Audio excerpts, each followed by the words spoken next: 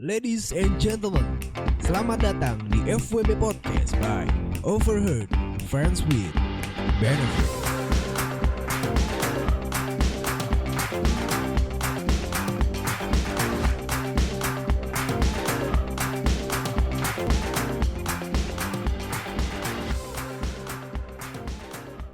Ladies and gentlemen, boys and girls, kembali lagi di FWB Podcast by Overheard Friends with Benefits.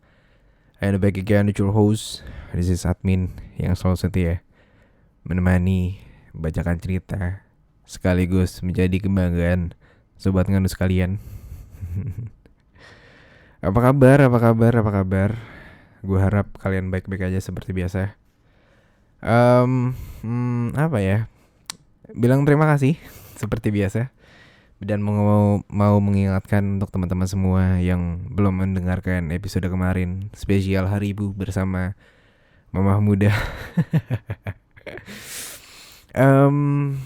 Gue gak nyangka juga ya kenapa kemarin tuh pas gue lagi record sama single mom, ternyata di hari yang sama juga tanggal 22 kemarin ya. Sebenarnya harusnya naik tanggal 21 sih. Cuman gue bikin teasernya di hari Selasanya, gue naikin di Instagram. Dan kebetulan bertepatan sama Hari Ibu. Ya semoga buat teman-teman semua yang ibunya masih ada diberikan kesehatan, diberikan keberkahan, amin. Sayangi orang tua kalian selagi masih ada. Ya mohon maaf jika gue ada salah kata. Apa nih, kau minta maaf di sini ya? Nggak canda. Dan apa ya, yang lagi hangat di Indonesia pergantian reshuffle menteri ya, gila. Semoga sih, gue berdoa juga bisa membawa Indonesia lebih baik lagi dan Indonesia maju. Karena semoga kita bisa survive melawan masa pandemi yang gak tahu kapan selesai, yang udah sucks banget cuy. Cari kerja susah, ekonomi juga susah, segala macam dibatasin, mau keluar kota juga gimana, keluar itu Tapi lebih pusing lagi ketika lo keluar di dalam cuy. Dan seperti biasa, hari ini di hari Kamis spesial malam Natal ya. Sekarang apa besok sih? Sekarang ya. Gue akan membacakan cerita yang sudah masuk ke direct message gue yang telah dipilih oleh tim gue. Katanya sih ya ini aja nih dibacain gitu. Jadi sebelum gue bacain, gue mau ngingetin lagi ke teman-teman semua yang udah ataupun mau ngirim cerita, boleh banget langsung kirim di @overheardfwb. Tapi lebih tepatnya di @OFWB Podcast, karena khusus untuk membacakan cerita di sana. Karena di Overheard itu diam tuh numpuk coy. Dan juga gue jamin kayak ketumpuk-tumpuk gitu. Jadi kayak anjing lah gitu. Fuck. Tapi gue mau bilang terima kasih juga so far, karena juga telah banyak juga narator. Gue sebagai narator dan kontributor yang sudah mengirimkan ceritanya. Jadi gue bisa survive so far. Udah hampir mau 100 episode ya. Sekarang udah 88 ya, 788 atau 9. Ada hampir mau 90 episode coy. Gue di sini masih setia menemani kalian, membacakan cerita, berbagi kisah, mengedukasi, yang semoga dengan ini gue bisa memberikan sebuah impact ataupun edukasi, informasi, motivasi buat kalian semua yang sedang terjebak di hubungan friends with benefits, agar menjadi hubungan terhindar dari hubungan yang toxic. Entah itu pacaran, ataupun selingkuhan, ataupun dan segimanapun kalian sedang menjalaninya. Dan langsung saja, hari ini gue akan membacakan salah satu cerita yang telah masuk ke direct message gue. And so, begini ceritanya. Halo Min, aku mau menceritakan pengalaman FWB-anku dengan pacar orang. FWB-an sama pacar orang. Ya namanya selingkuhan aja udah. Dan sampai saat ini kita masih menjalani hubungan ini. Jadi awalnya gini Min, aku pindah rumah ke salah satu daerah di Cianjur. Setelah 2 tahun tinggal di sana, aku baru ketemu dia. Soalnya dia baru pulang gitu dari luar negeri bersama ibunya. Dan singkat cerita, kita kenal dan kita menjalin tanpa ada status apapun pada saat itu. Namun dulu aku gak bisa ngejalin hubungan tanpa status yang jelas. Yang akhirnya aku meminta kepastian dan penjelasan dari dia, mau gimana hubungan ini. And then terus dia jawab ke aku, karena dia udah nyaman, ya kayak gini aja dulu, kita jalanin aja dulu ya. Nah, Pada saat itu menjalanilah hubungan itu. Namun akhirnya aku tahu ternyata dia sudah punya pacar. Pacarnya yang masih di luar negeri. Dari situ aku ngerasa sakit hati banget sih men. Karena aku udah berharap banget sama dia. Dan ya bisa dibilang bego lah soalnya. Dan sekarang juga masih sih. Bego kok. Oke, sorry. Ketisrek gara-gara bego nih. Oke lanjut ya.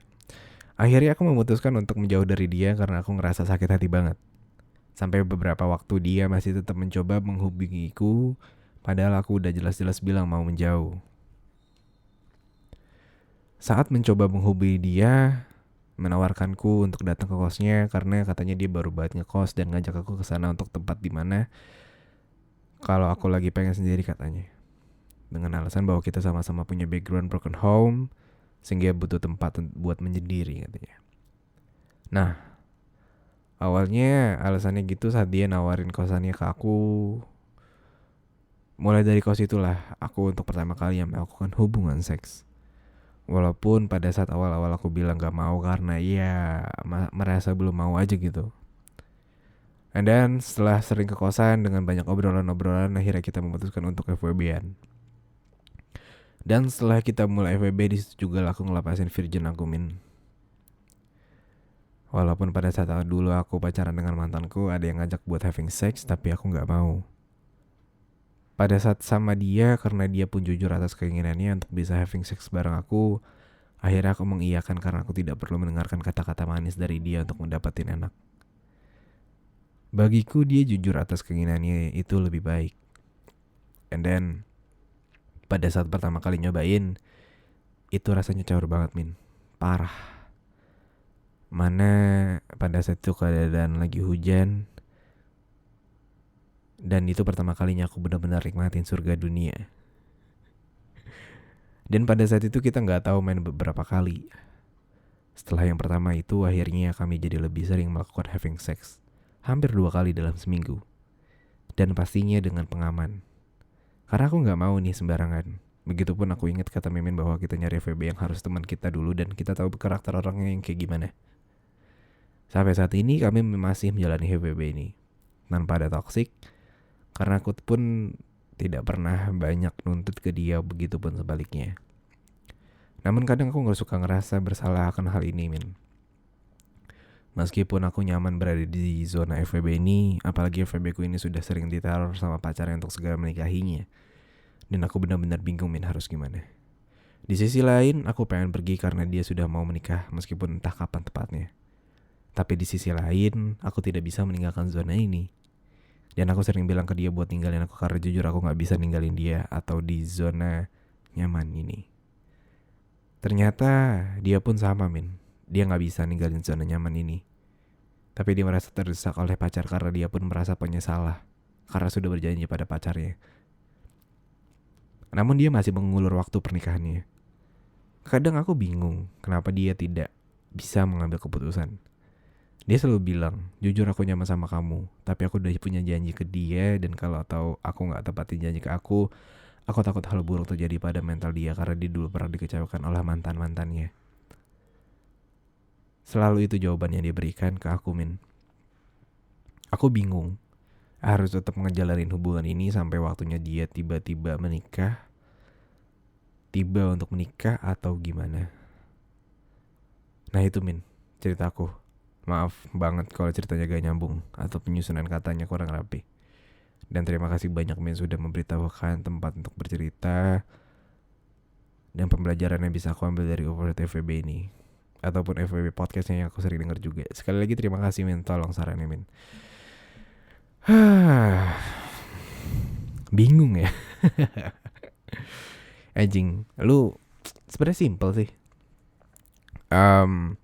Yang gue tangkap dari sini adalah ketika lu FWB-an dengan pacar orang, padahal mah ahlinya itu aslinya selingkuh ya. Karena gue garis besar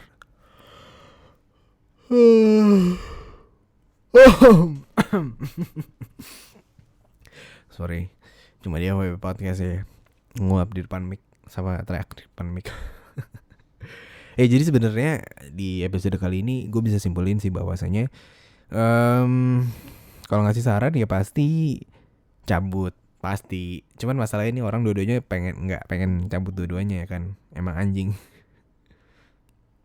Dan gue cuma mau bilang gitu loh, kalau misalkan lu berada di sebuah hubungan toksik ataupun enggak, dan lo mengaku ini bukan hubungan toksik, dan gue bisa bilang ini hubungan toksik sih.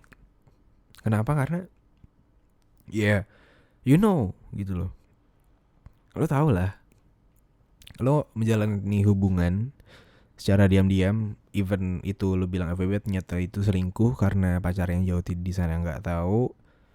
Gua rasa sih ini toxic gitu loh, nggak sehat. Karena lo udah tahu dia udah punya pacar tapi lo masih ngejalanin hubungan ini gitu loh. Jadi buat apa gitu loh.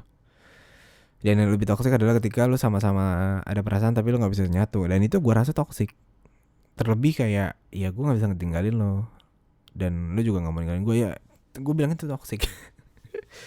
Karena gimana ya coy, segala sesuatu yang dipaksa itu tidak baik coy. Apalagi kalau misalkan lu udah tahu posisi lo apa, dia posisinya apa, statusnya apa, latar belakang keluarganya gimana. Gimana ya, susah sih.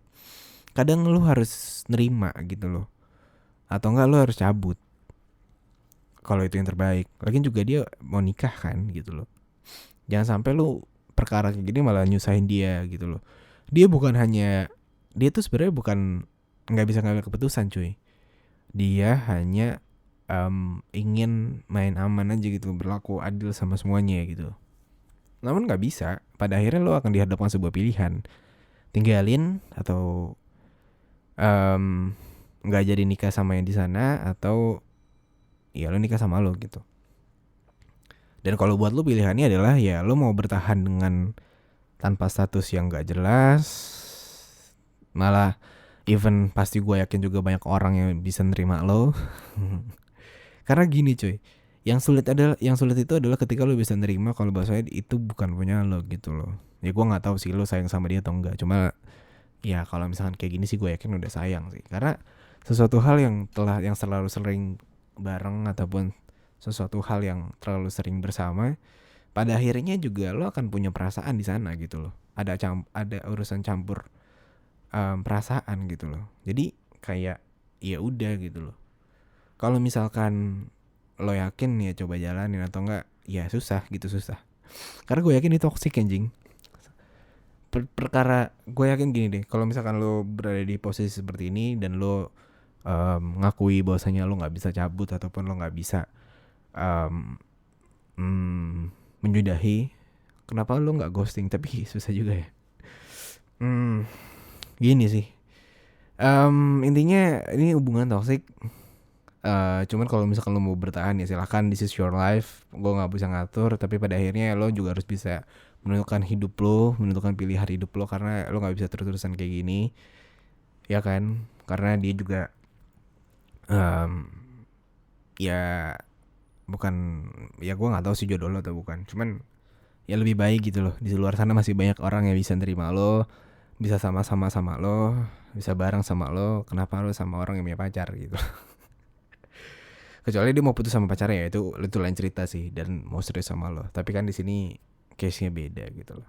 Kadang yang berat itu adalah ketika lo menyudahi hubungan yang sudah lama ini, yang sudah toksik ini, yang lo udah tahu dia bukan buat lo, yang udah tahu dia ternyata punya pacar, yang tahu lo menjadikan yang lo dijadikan sebuah selingan daripada yang aslinya, tapi lo masih mau tetap sama dia. Dan lo harus percaya bahwasanya ketika lo sudah sama dia, ketika hubungan lo sudah selesai sama dia, gue yakin lo bakal ketemu sama orang yang lebih baik lagi, yang bisa nerima lo, yang bisa bareng-bareng sama lo. Percaya sama gue, gimana pun caranya, awalnya memang berat tapi harus dijalanin.